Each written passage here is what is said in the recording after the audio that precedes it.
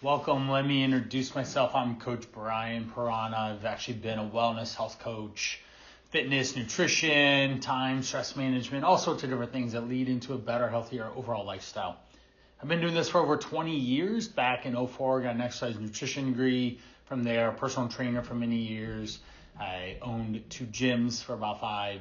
And I've been doing remote health coaching for the last decade. I've had thousands of conversations over the years. I can't say how many times we talked about sleep, even yesterday with Jose. And we'll certainly bring him up and some of the situations he's experiencing because chances are you might be as well. Let's jump in today. Sleep tight, sleep better. Our contents for Sleeping 101. We're going to go over benefits of healthy sleep. What is it? Why do you want to sleep? And get routines and habits and behaviors around good sleep hygiene. How to make tips and tricks to make that hygiene better and rest and restore yourself. We want you waking up every day feeling more energized, more excited, more engaged, more bandwidth to handle all the things that are going on in your world today. Because there's so many inputs coming at you. Marketing, advertisements, your bosses, emails, text messages, social medias, you drive down the road, there's so much coming at you, and your body's ability to filter what's important to you and what's not can definitely come down to how much sleep you get. With more sleep, you have more bandwidth to manage all that nonsense. And if you have less sleep, it really could weigh on you, especially depending on how fatigued you are over time. Jumping into Sleep 101, the average person spends to 1/3 of their life sleeping, which is crazy. Nothing like spending that much time just laying in bed. I definitely hope you have a wonderful bed. Mine's a latex foam Tempur-Pedic looking thing. It's got firm side support. The edges are firm and you don't just roll out of the bed in a sense because it's just squishy foam. I really like mine, and we've had it for about 5+ years, and my body just contours into it. And I have this pillow. It's got all this little tiny beads in it. I can form it to my head and my neck, and my wife got that for me. But I've actually been with my wife for over 3 decades. Not married or anything. We've been married 18 with 4 kids. So sleep is a stress and a challenge sometimes. But she got me that pillow many years ago, and I still use it today. That just shows how much I love her.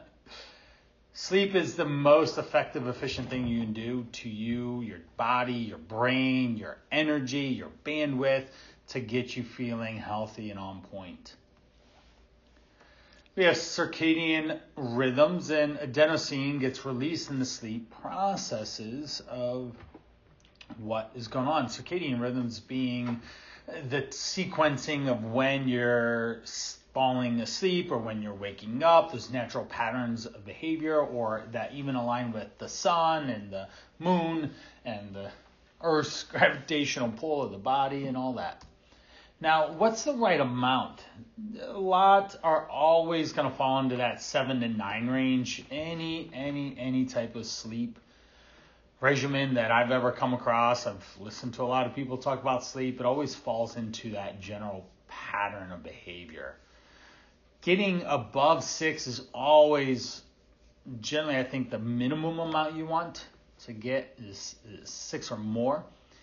A lot of my clients come to me with weight loss goals. I will assure you, study after study after study have shown that when you sleep under 6 hours, you significantly decrease your ability to lose fat. That's a big challenge. One of Jose's challenges, and we'll talk about him at some point, but he looked at his watch body battery in a sense. His smartwatch said he was in an 11-hour deficit. That's a lot of lack of sleeping because he has 2 11 p.m. classes because he's on the East Coast and he has school in the West Coast, and 11 p.m. is 8 p.m. Pacific, which is not necessarily an unreasonable time to have a master's or graduate level class, and he's in it. Therefore, he's on the Eastern Coast. He has a late night Monday and Wednesday, and we were talking about the impacts of making sure he has a solid chunk of time in bed on Tuesday morning and Thursday morning, and he can't expect himself to get up and get moving straight away. If you're able to sleep more than 9 or 10, lucky you, as long as it doesn't, more sleep equals more fatigue. Some people get that as well. But that 7 to 9 works really well. I'd love to see in the chat with you, how many hours of sleep do you generally get on average? I personally generally get about 6 to 7-ish range. My situation is this. So we have 4 kids. We try and work them to bed around 8:30. By the time it feels like I'm done with bedtime is 10. And then I go and hang out with my wife, Amber. She is a night owl. Whether I am or not, I am by default end up staying up longer than I maybe naturally would if I was not with a night owl. But in the morning, 6:35 comes around pretty quick. My son comes in, takes a shower in the master bathroom, while the oldest, that's the second son, Everett, and then Levi, the oldest, he takes a shower in the other bathroom. And they both were once really hard to take showers. Now take morning showers every single day. He wakes me up. Everett wakes me up. And up and out of bed I go because I can't really sleep after that. And just, it's time to get going. Anyways, I'd only sleep for another 10 minutes, 15 minutes anyways, before I have to leave to get the car going. So there's my dilemma. My wife likes to stay up. I have to get up early in the morning. And sometimes I do, unfortunately, get stuck and staying up longer than I should, which takes it more down to like 5.5 or 6 hours of sleep instead of more closer to 7. All right, here's some of those circadian rhythms. Now, you always hear about REM sleep. That's that real deep resting state of being, and you're going to get that in sequences. You're going to go in and out of REM sleep, in and out of deep sleep, in and out of light sleep in different stages throughout the nighttime. I just hope that when I have my high-frequency bathroom breaks, because I drink way too much water, that I'm not in that REM state of sleep. I'm more in that light sleep, and I can just kind of get right back into it. I personally haven't had any issues sleeping. If you do have issues with sleeping and breaking into some of those REM sleep patterns because of the bathroom or whatever else, then yeah, you maybe need to make sure you temper your water intake a little bit earlier. Sleep debt, talking about Jose again, 11 hours is what his watch was claiming. To however much credit we do or don't want to give to his watch, we do want to take note that the watch is monitoring his habits, lifestyles, routines around activity and sleep, and therefore it has some validity for him to pay attention. Is it actually 11 or not? Who knows? But that's what the watch is saying. We can use that as a reference point. So sleep debt, what is the difference between the amount of sleep you need versus the amount that you get? Research shows cognitive adaptation to chronic sleep restriction. There can be a little bit, but it's really hard to keep up with sleep fatigue and keep the action, the pace, even not this one, of course, because we're going to keep this really entertaining.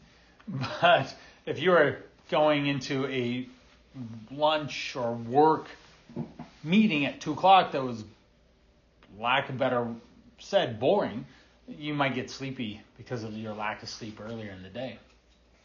Reduced sleep duration is linked to 7 of the 15 leading causes of death in the U.S. alone. Less sleep equals less recovery in the body, less rest in the body, less ability for the body to rebuild and recover itself. There's cellular regeneration. There's a lot of things that are happening as our body is off to night-night time. You increase your risk of heart disease, cardiovascular disease, heart attacks, strokes, diabetes, kidney disease, all these diseases you don't want. Cancer, you do not want those because your body is literally just worn down and you constantly push it and push it and push it some more. Sleep deprivation, what is it? Well, short-term symptoms, of course, drowsiness. You can't remember as well. You forget things a bit more. Increased risk of accidents or injuries because you just misjudged the timing on something. Oftentimes, car accidents can really cause a problem there as well. Or maybe you're not paying attention to the change in the terrain and you trip over something and then you get hurt. There's literally less strength in the body. Your body's not recovering. It's not at its peak, strongest that it can be. Long-term consequences of sleep deprivation, obesity, all those diabetes, cardiovascular disease we just mentioned, of course, depression, anxiety, mood disorders trend toward that so much more simply because your body isn't resilient anymore.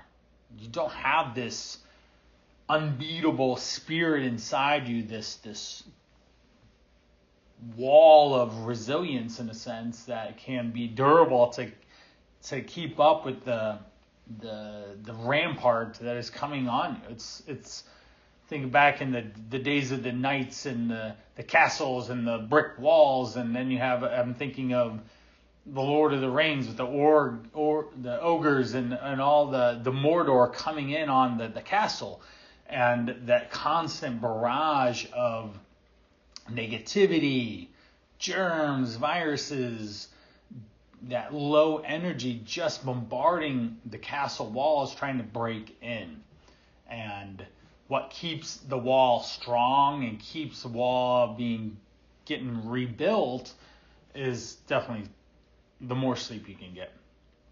If you're really unslept, you get hallucinate and of course mood swings. We always know when people are a little more tired, you can just sense it, right? You just feel they look tired, they look stressed, their energy is lower than normally it would be, they aren't as chipper, they're not as funny as they might have been. Common sleep disorders, we're looking at, of course, insomnia would be one of the ones that come to the top of mind. Difficult falling asleep or staying asleep. There's two different levels to this, acute or chronic. Chronic would be where you literally just don't sleep. You barely get any, and that is a big, big challenge. I had a lady, Lucy, that was a bit like that, and she actually went in for a number of sleep studies to help figure that out. I had another gentleman, Javester was his name, down in Florida. He said, "Brian, I think I figured out my how to cure my insomnia." "Oh, really? How did you do that?" 15,000 steps. "Oh, okay. He wasn't being physically active enough in his day that caused a level of fatigue in his body that allowed him to more easily go to sleep when it was bedtime. And therefore, what happened was he would not move a lot in a day before we started working together. He would be mentally tired, but the body wasn't physically tired. And therefore, that was one of his big issues. More movement strung into the day got him more physically tired, and even it really helped with his mental mind that kept churning and going and going.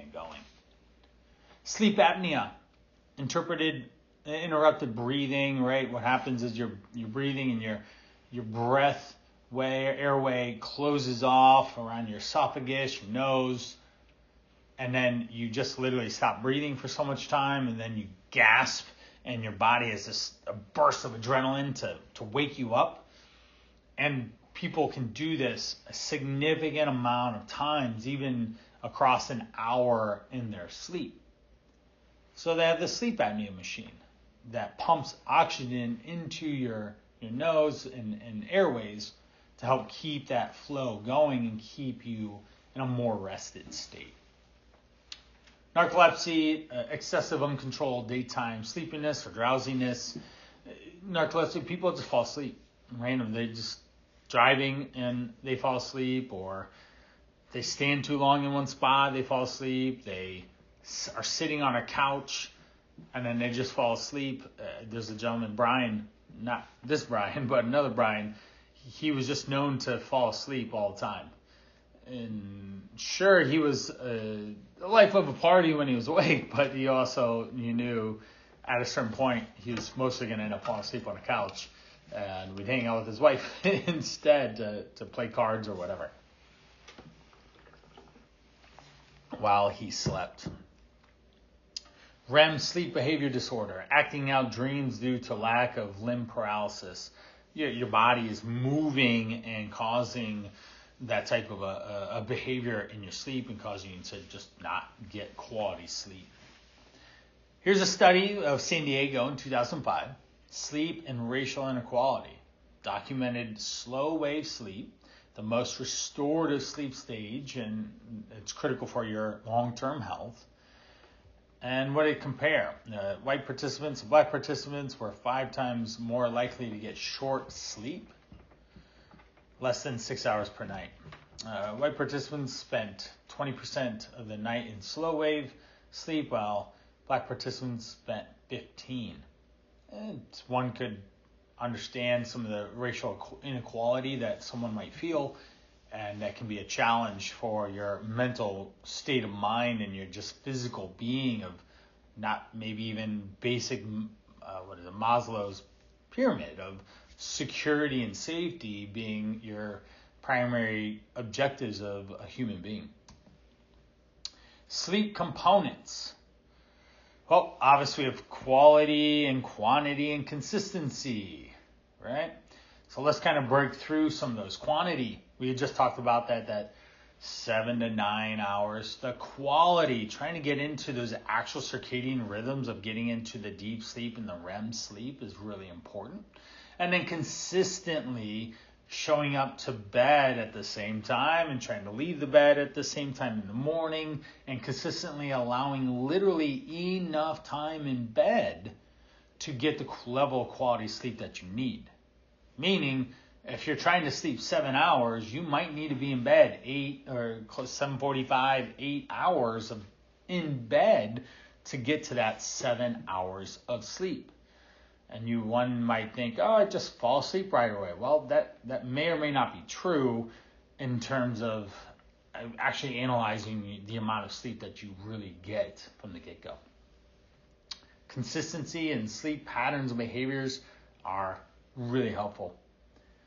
What are some of the benefits of healthy sleep, and how does it impact your day-to-day life? Well, strengthens the immune system, of course. It creates cytokines that improve their cellular hormones to help improve your immune system, fight various infections. We do want to make sure that your body's has that. Just go back to the Lord of the Rings analogy. You have all the Mordor coming, banging on, all the germs coming, and your body is rebuilding the stone wall every single night. And the more time you give it to rebuild the wall, the stronger it'll be for the next day's assault on it. Lack of sleep reduces the body's ability to protect itself, causing a domino effect of other unhealthy habits. Well, we have stress, reduced exercise. If you're tired, you're not motivated to work out. Even if you are motivated to work out, it might get cut short because of fatigue or lack of strength or recovery or out of breath or just don't have it. If you're lack of sleep, you'll also accrue unhealthy eating patterns. That's literally something that happens all the time. Okay? Unhealthy patterns of eating are really negative. They're detrimental to your long-term health in terms of going back to some of the main killers of humans: heart disease, cardiovascular disease, diabetes. I've never worked with more diabetics, type 1, type 2, pre-diabetic ever, than I have in the last 3 or 4 years. It just never really came up, and now I see and work with it quite a bit, helping people better manage their nutrition and their lifestyle to improve those patterns of behavior to help get their A1C level back down. Reduces stress, according to the American Psychology Association. They've referenced that adults sleeping less than 8 hours per night report higher stress than those who sleep at least 8 hours. So even a 1 point more on the test that they had given them.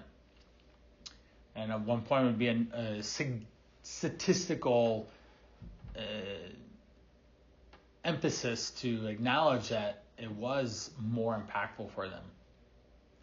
Adults reporting lower stress indicated sleeping more hours a night, 7.2, rather than higher stress at 6.6.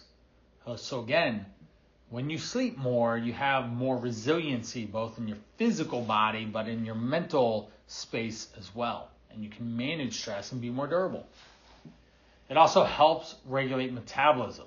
Leptin is the satiation hormone, and ghrelin is the hunger hormone, and these get released in a way that allows your body to produce the right types of hunger cues.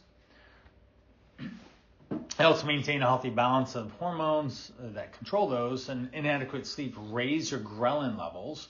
So ghrelin goes up and your hunger cue is going up longer. Well, when you're literally up longer, you're potentially moving more or operating your brain longer. There's less opportunity for rest, and therefore your body is driving more desire toward food. And it decreases leptin. Leptin produces those feelings of feeling full and satisfied.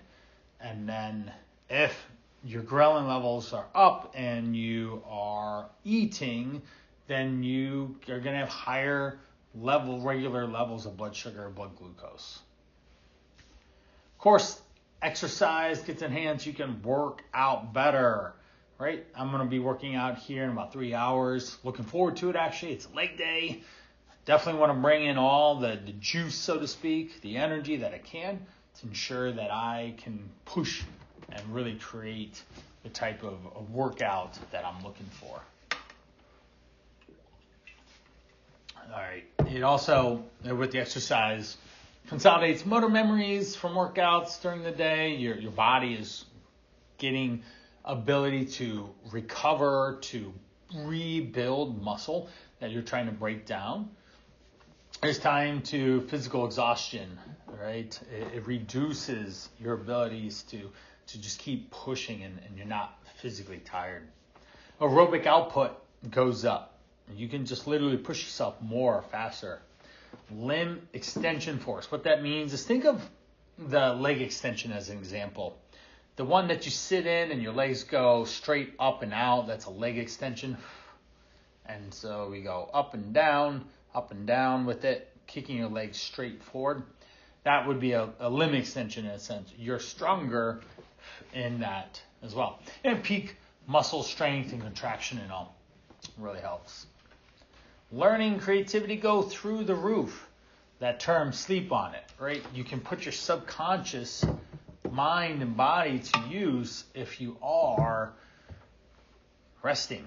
Literally, a hack of the entrepreneurs and a lot of successful people is write down what's in your brain, get it out of your brain and onto paper so that you can get it out of your mind and say, hey, subconscious mind, you can do work on this now and when I sleep, but we don't need to think about it right now while I'm awake. This common phrase refers to the process of rehearsal and consolidation. Rehearsing unsolved problems during sleep refines your memories, improves your chances of solving them the next day, right? So again, if you write it down, you can get it out of the front part of your brain, the active part, and keep it in the back to solve the problem. So let's chat. I'd still like to see some of the chat box going up. How many hours do you sleep in a typical day? How about, another question was, how are you able to tell if you don't get enough sleep? And how do you feel when you do get enough sleep? Well, for me, I get around 6 to 7 hours most nights. On the weekends, I'm likely to get more 8. With 4 kids, by default, it's really challenging to juggle.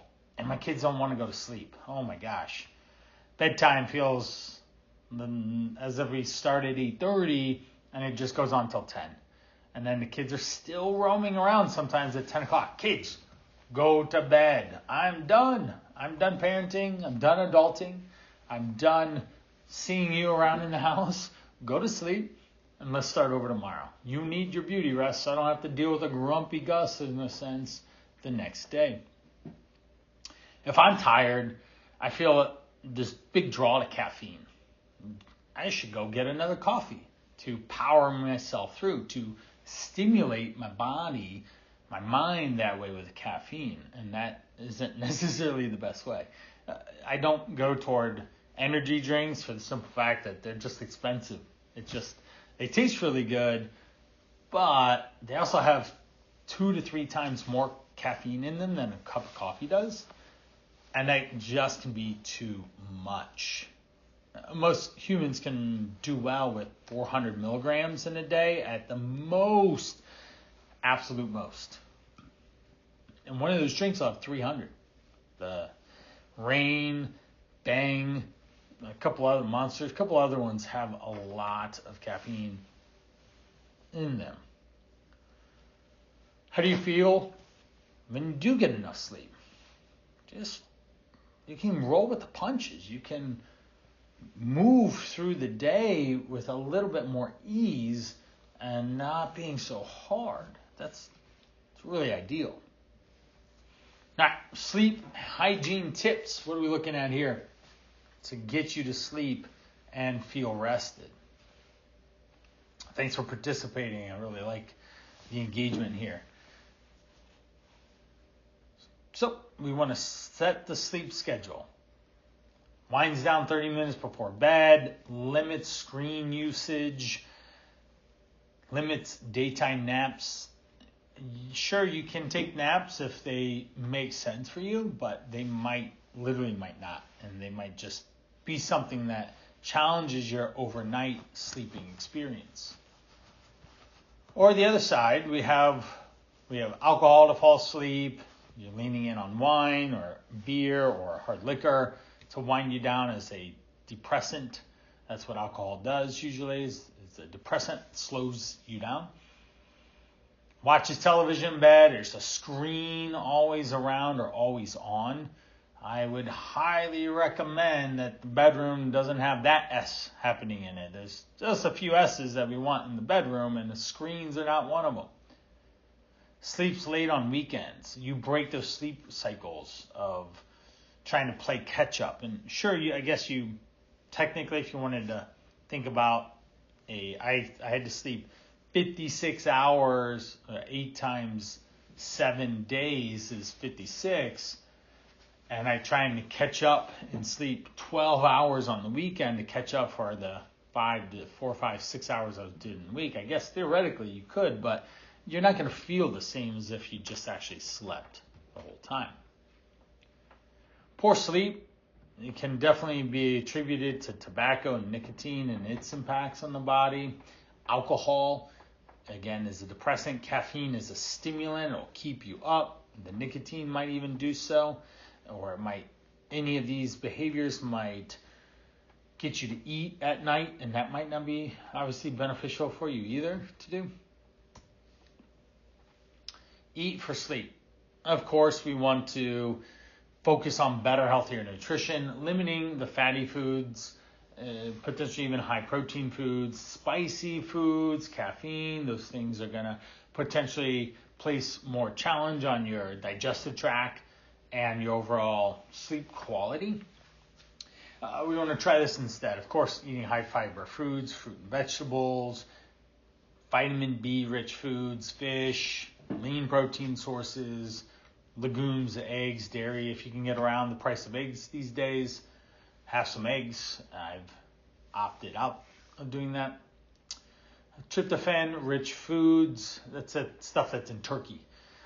Oatmeal, nuts, seeds, soy, turkey, things like that are natural. depressants in your food, and you can actually fall asleep with that as well. Another situation shows up with a lot of my clients, and honestly, a lot of my clients travel quite a bit for work. Social jet lag, staying up late on the weekends to make up for lost sleep. As we said, that's a challenge, but the sleep patterns around your social jet lag of just hanging out with people and breaking a routine in the week is a challenge as well. The hours change. You have super late evenings, super early mornings potentially, depending on what's going on. Our family occasionally has an early morning activity or sport or band event that we have to be out the door by 8 or before to get things happen there. If you're a busybody on the weekends, then you would definitely want to schedule around it as well. And of course, if you're flying, we have to accommodate making sure you have adequate amounts of time at different times of the day to keep, when you get back, to fully recover and refresh yourself. Napping, limit daytime naps to 20 to 40 minutes to prevent from falling into a deep sleep, right? Because you enter into a light sleep, into a deep sleep and REM sleep, and you don't want to get caught in the middle of one of those cycles if you can. Oftentimes, just a 20-minute nap can just refresh you enough to be like, oh, I feel better. I remember this one teacher I had back in college. She would drive home, take a quick snooze in the car before she went into the house. That was just what she did, and it helped really add to the quality of her evening. It was that midday break or evening break that broke up what was happening before the nap and work and all. A mental body refresh for 15, 20 minutes, moving into the evening of what happens next. You cannot replace sufficient sleep. You can only buffer. You're not actually going to be able to make up sleep, of course. Can help balance hormones and temporarily restore concentration. Just having some downtime can refresh the system. It's hitting the refresh button on the window here that we have open. So you feel better. Different ways to optimize your bedroom. We've got dark, light blocking shades, curtains, white noise. Alexa does white noise very well. Alexa is over there, did not turn on, which I guess is good. We can have a fan, a humidifier, different other devices that emit a noise that can help. Some of my favorites, I like ocean waves a lot, is the one that we will listen to more if it does get turned on. Now, setting the temperature at the right spot, I'm pretty sure every day at 5 a.m. I wake up because the heat turns on. So my body says, hey, it's getting hot in here. And the next thing you know, I get up, I'm hot, I wake up and I have to pee and I get up. I do fall back asleep straight away, but I just wonder if the heat didn't turn on, if I would stay asleep during that time and not be woken up. It is something that I've noticed over the course of a couple weeks of similar patterns of behavior. And of course, your space in there, having neutral tones, grays, whites, muted colors, can help keep it a calm downtime space type, and it doesn't have to be this high energy type impact in a sense. Exercise early could be a really good strategy. Avoid moderate to vigorous exercise 2 to 3 hours before sleeping, of course. When you exercise, you release those feel-good hormones and that adrenaline and endorphins and just the physical exertion. And oftentimes that can trip people up to not getting quality enough sleep. Try low-impact exercises like yoga, stretching if you're going to do it before bed, and just get up and get your activity done earlier if possible. Prioritizing things early in the day are just going to be really important to you to make sure you get done with those things, and they don't get blocked off on your schedule. That happens so frequently, so often. Of course, another hygiene is mindfulness or meditation. Anxiety equals poor sleep. The more that your brain is firing on all levels and the amygdala, the fight or flight center is just highly active, you're going to have more opportunity to just not sleep. Being mindful, having a quiet space, having a routine, making sure you moved enough in the day, not doing screens, maybe writing, journaling, all good ways to white noise to get into that sleep routine. Of course, practicing mindfulness, beginner's mind. What this means is it's just a phrase or a concept. Approach the night with no expectations of how you'll sleep. If sleep is a big issue and you start to ramp yourself up with this negative energy of I'm not going to fall asleep, maybe if you can rewind that, dial it back a little bit, you can find a little bit more of that sleepiness that you're actually looking for, that the tiredness there. Non-striving, do not force sleep, simply let it unfold. And then letting go, allowing what is happening, including not falling asleep without immediately trying to fix it. Sometimes you just have to lay there, unfortunately, to work through what's happening for you at that time. Certainly things like melatonin or magnesium might help, but for some people it may or may not. Brain dumping, and we talked about this a little bit, but actually writing things out on the paper. How are you feeling? What is weighing on your mind? What are you grateful for? 3 really easy questions to answer. How are you feeling tonight? We can do a quick debriefing on what's going on. What's weighing on your mind? Well, you can unload the brain and the mind and all of that and write it on paper and get it out of your body. And then always closing up with gratitude and being grateful. Can't tell you that practice of positivity will have a significant impact on your day-to-day life. Then we've got rest and restore. How do we actually physically feel better from this? Well, there's 6 types of rest. We have physical rest, where your body actually just winds down and recovers and focuses on that. We have mental. The brain gets a time to turn off. Doesn't have to deal with all the inputs happening in our world. We have more inputs than ever before, everyone seeking attention.